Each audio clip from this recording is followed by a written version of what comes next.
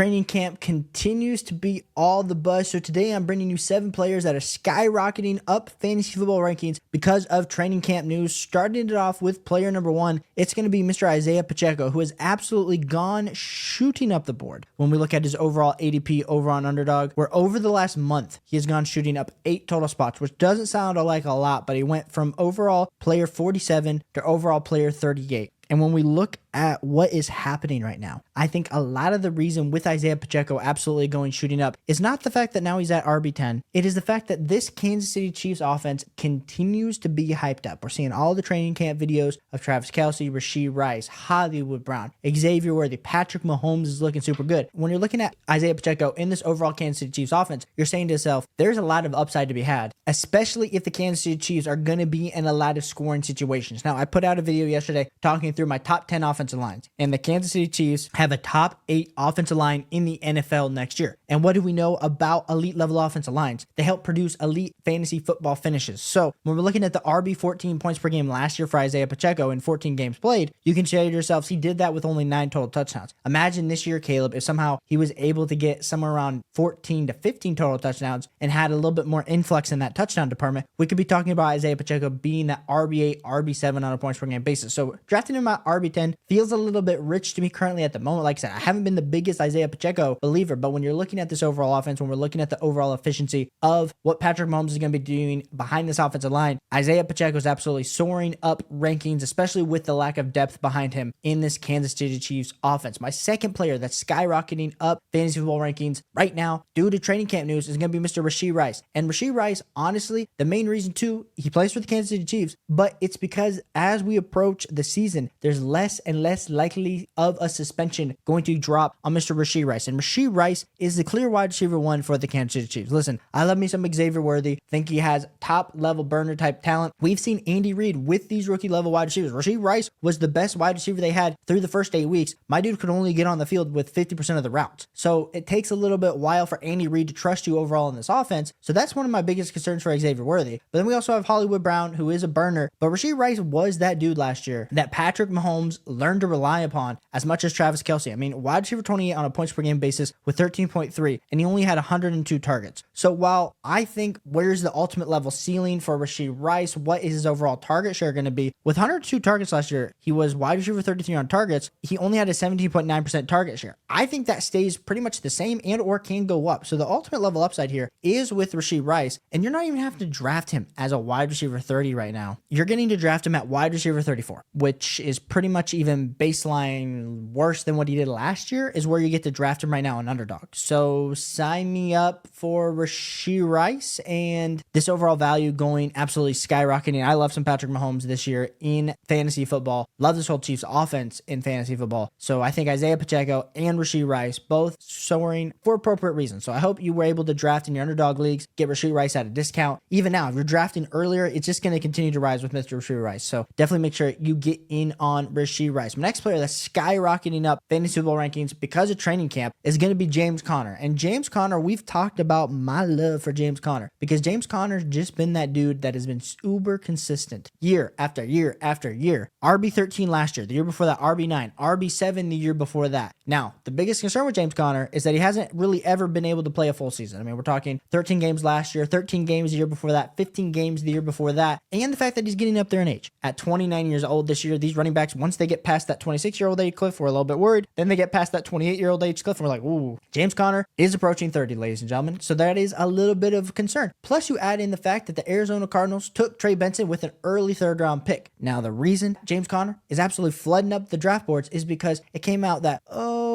there's a little bit of a positional battle. James Conner's the clear starter. But at RB2, it's between Michael Carter and Trey Benson. People and fantasy football drafters heard that and they said, oh my goodness, if Trey Benson can't beat out Michael Carter, there's no way that he's going to have a significant take on James Conner's overall production in this Arizona Cardinals offense. The thing that I'll say to you is Trey Benson is a rookie level running back. We've seen talented rookie level running backs take a little bit of time to actually get on the field. And so for me, I'm not worried about James Conner for the first 6 weeks of the season. I'm worried about him past the first 6 weeks of the season when Trey Benson gets accustomed to NFL football and if anything were to happen to James Conner with injury. But I understand why he's absolutely flying up the board right now because he's going high. He is going high. He is going up 12 total spots in the last last month up to RB20. So it went from, of course, overall player 94 to overall player 81. What's that? Still a whole round. Like James Conner is jumping. And I just don't know if I can get behind it, but I understand why people are having him jump and skyrocket with the valuable part of what's potentially happening with Trey Benson. Now, moving on to my fourth player that's skyrocketing up fantasy football rankings based on training camp is going to be Mr. Chase Brown from my Cincinnati Bengals. I have said it before. I did not think Chase Brown was a talented running back. But to be fair, we let Joe Mixon go like during the draft. And so then we signed Zach Moss. And to be honest, if you had to ask me, Caleb, would you have preferred Zach Moss or Joe Mixon? Well, I'd probably say Joe Mixon, even though Zach Moss did have like 4 good weeks last year before Jonathan Taylor got back. But Chase Brown to me was always the electric level play running back in this Bengals offense. Now, there's been multiple reports from the coaching staff that Chase Brown potentially going to be the RB1, that it's a competition, that Chase Brown's going to get every opportunity. My biggest worry is where's that level? He's the more explosive running back. I mean, last year I averaged 4.1 yards per carry, but can he hold up with being 5'10", 209? Those are my questions. What his overall receptions are going to look like, because I know Chase Brown out of the University of Illinois killed it in the Big Ten. I need to see it to believe it, but a lot of people are just hearing these camp reports of Chase Brown absolutely popping up and drafting him super early in your fantasy football drafts. I want to know. He's gone up 15 total spots, so we're talking about a round and 3 picks. He's gone up from, and he's at RB31. Went from overall player 122 to 107. So let me know, what are you doing with Chase Brown? Is Chase Brown absolutely popping out for you? Is his skyrocketing value feel appropriate to you? Because for me, it really doesn't feel great. Like I said, I think a lot of these guys are just soaring up. It's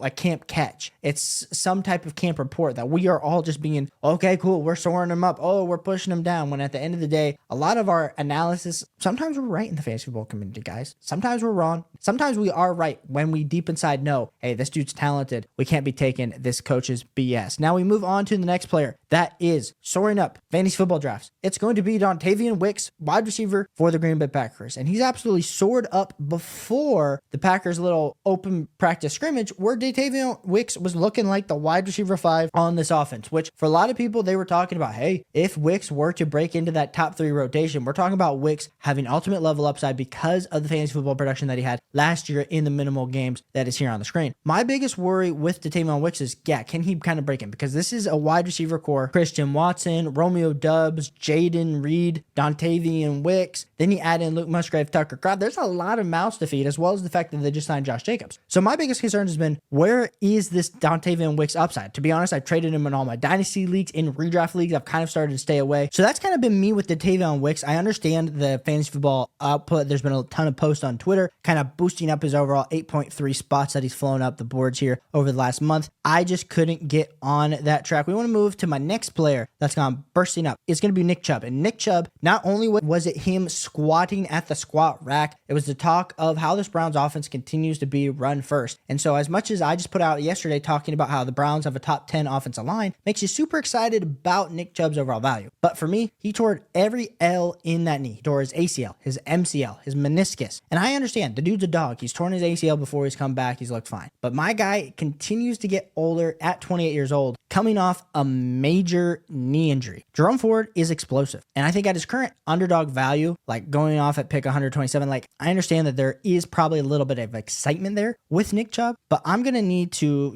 kind of just rail it back in with Nick Chubb and realize, hey, the fact that he's going almost a round earlier when we haven't seen anything, when there's potential that he even starts the season on the pup. I know ahead of schedule is what they always like to say at this time of year, but then when it gets to the actual season, it's probably going to be the Jerome Ford show for the first 4 to 5 weeks. So Nick Chubb to me, skyrocketing up the rankings. Like I said, I don't know, maybe I'm just being negative about all these guys skyrocketing up the fantasy football draft boards, but I can't get behind that overall ADP jumping up with the camp news. My next guy jumping up ADP, also about another full round, is going to be Jalen Polk for the New England Patriots. And whether it's Jalen Polk or whether it is Jaren Baker, both those guys I think are going to be given plenty of opportunities in this New England Patriots offense to show what they can do. Of course, Polk drafted in the 3rd round out of the University of Washington. You add him into an offense where we don't know who the quarterback's going to be. A lot of talk of Drake May not performing up to par. A lot of people think Joe Milton might actually beat out Drake May. Guys, come on. I don't think that's going to happen. I understand Joe Milton can throw the ball 90 yards, but he also can't hit the side of a barn when it's 5 yards in front of him. So Joe Milton, Drake May, I don't care. Jacoby Brissett. I don't care who the quarterback is. I think some of these young pups, these young wide receivers in the New England Patriots offense have something to prove, and they have the depth chart and have the clear opportunity to break into the lineup. And so a guy like Polk makes me super excited when I absolutely loved his film coming out of the University of Washington. I know a lot of people, of course, love Rome Odunze. Polk, of course, going in the third round between Polk and McMillan. I loved all those wide receivers. And so honestly, I really like the value of Polk right now, where you're able to get him at overall wide receiver 61. And like I said, he's jumped up 11 total spots. I think that's fair. I actually really still like his value. I think it's valued pretty appropriately. My final player that's skyrocketing up fantasy football rankings is going to be Mr. J.K. Dobbins for the Los Angeles Chargers. And I'm an Ohio State Buckeye fan. You see the Stroud, you see the Garrett Wilson jerseys behind me. I'm going to tell you right now, J.K. Dobbins jumping up 25 total spots because of some of the ways that he looked in camp, looked better, does not mean anything to me. They signed him for essentially free. J.K. Dobbins, it was kind of a nice gesture.